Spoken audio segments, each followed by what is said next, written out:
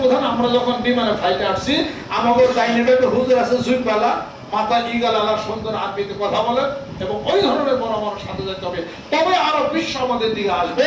ওই আরব বিশ্ব কুয়েত কাতার যদি বাবা ছাইয়া দেয় বাঙালি জাতি খাইয়া আর রিজার্ভ ফান্ড বড় হইয়া সারা যাবে না যেরকম সুবহানাল্লাহ। হাতে নিয়ে যাও অন্যকে আহ্বান। আর যখন ওই যে অন্য দেশের এম্বাসির কথা কেবো তখন হুজুর না হা রাখবো ভালো হইব না। আসল কথার মধ্যে ঢোকা লাগবো। ইয়া সারা যতই আপনি গল্প শুনবো দেন কোনো গল্প খাও না। হুজুর মধ্যে ফান্ডি নাই। এই হুজুর কি ফান্ড আছে দৌড়ান কিছু মরিতে ফালাফালি বানানো না তাই না?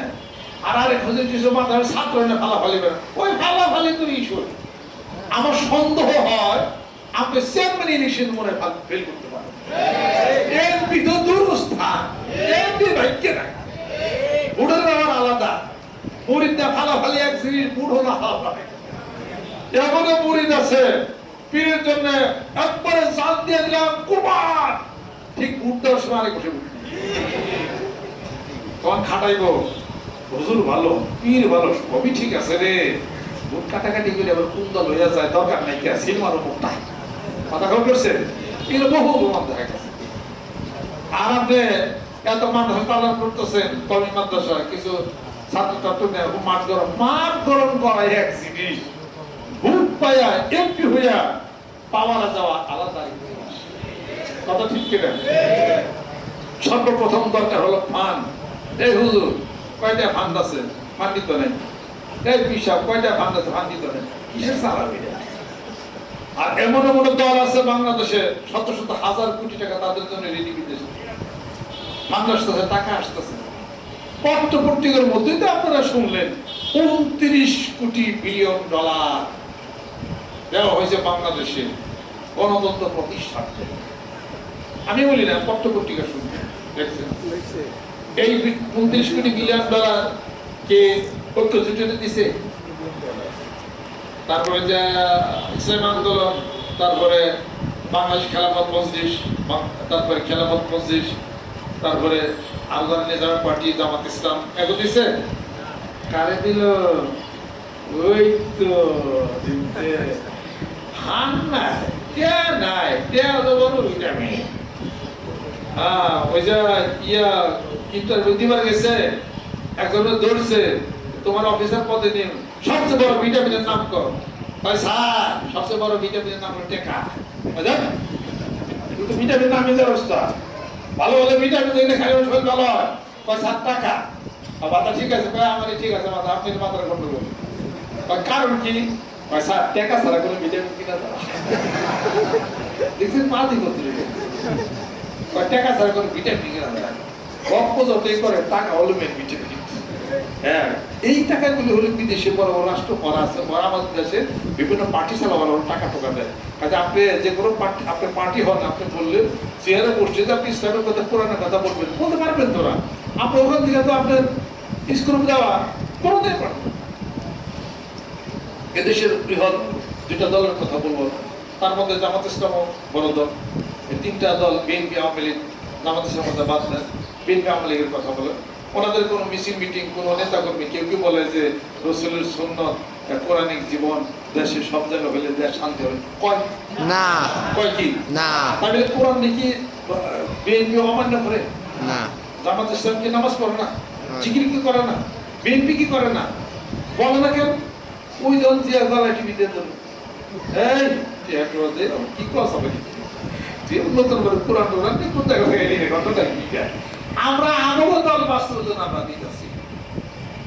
আমি আপনাদের খেদমতে আরজ করতে চাই, হয়তো হুজুর যারা আছে এদের কোনো ফাঁকি নেই, কিছুই নেই, আশেপাশে জামাত ইসলামের মাদ্রাসা।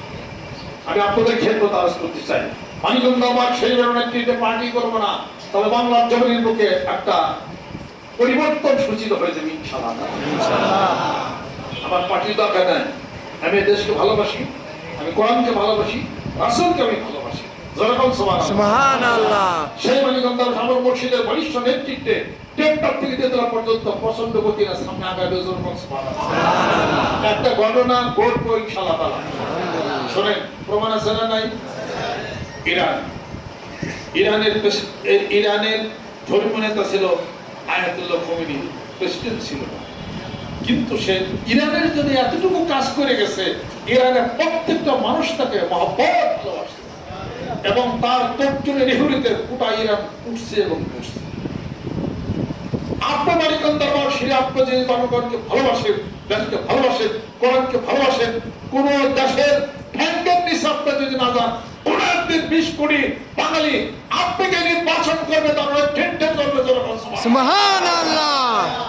সেই ধারা নিয়ে সামনে আগাইতেছে।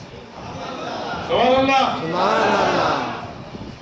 আমার কাছে বহু বিএনপি নেতা ধরে বলিতেছে, বহু আওয়ামী লীগের, জামাত ইসলাম আছে, জাতীয় পার্টি মেলাই সবই আছে, যারা আত্মার ভালোবাসা করে জোরকম সুবহানাল্লাহ, আল্লাহর জিকির করে, দেশকে যারা ভালোবাসে। তবে আমি দেশের সুনাগরিক হয়ে দেশের একটা পট পরিবর্তনের চিন্তা চেতনা আমি করতেছি, শান্তি প্রতিষ্ঠার লক্ষ্যে জোরকম সুবহানাল্লাহ। আল্লাহ পাক আমাদেরকে যেন কবুল করে নেন, আমিন, রহমত করে দেন, বরকত করে দেন। রমজান মুবারকের মাসে আজকে এই মুহূর্তে আমি কোনো চিন্তা করতেছি না, যেহেতু খাওয়ার কোনো ই নেই, খাওয়ার চাহিদা আছে নেই না, কোন কোন ব্যক্তি পান খাবেন, পান খেলে তো রয়ে যাবো, লজের খেলে তো রয়ে যাবো, অতএব সন্ধ্যার আগে কোনো খাওয়া নাই। আর যদি নিয়ত করেন সন্ধ্যার আগে যাওয়া নাই। আজকে আমাদের ইফতার মাহফিল আপনারা মাগরিব পরে ইফতার এখানে সবাই করবেন আলহামদুলিল্লাহ। সেই সঙ্গে আমাদের সঙ্গে অনেক নতুন সম্মানিত মেহমান আপনারা সকলে আপনারা এখানে একত্রিত আপনারা হয়েছেন, এই দেশকে ভালোবাসেন। ইনশাআল্লাহ তাআলা একটা প্ল্যান নিয়ে আমি কাজ করতেছি। প্ল্যানটা তো আমি এতদিন বলি নাই। প্ল্যান হলো কি, গ্রামে গঞ্জের মাঠের মধ্যে কাজ মোটামুটি ভাবে আমার সারা হচ্ছে, কথা খেয়াল করছেন। শহরের কাজ বাকি আছে, প্রত্যেকটা জেলা শহর এবং এমনকি ঢাকা শহর। ঢাকা শহরে আমার কাজ হয় নাই, ঢাকা শহরে কাজে নামছি আলহামদুলিল্লাহ। ঢাকার মানুষ সবচেয়ে গুরুত্ব, ঢাকার মানুষ সবচেয়ে ভালো, ঢাকার মানুষ সবচেয়ে হলো ধনী, ঢাকার মানুষ রাজা বাদশা, ঢাকার মানুষ সারা দেশ চালা জোরকম সুবহানাল্লাহ। ঢাকার একটা মানুষ গ্রামের 10,000 মানুষ, জোরকম সুবহানাল্লাহ। ঢাকার মানুষ দিয়ে বাংলার জমির মুখে বিভিন্ন জেলাতে বিশাল কাজ আমি করে নিতে পারবো, জোরকম সুবহানাল্লাহ।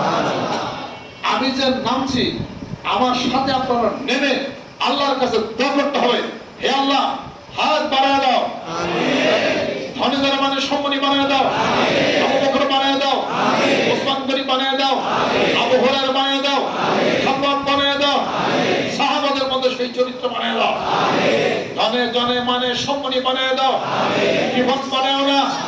মানিকগঞ্জ দরবার শরীফের নেতৃত্বে, আমার মুর্শিদের বলিষ্ঠ নেতৃত্বে টেকটক থেকে ফেতরা পর্যন্ত কলেমা লা ইলাহা ইল্লাল্লাহ জিকিরের দুর্গ করে তুলতে হবে। রাজি আছেন?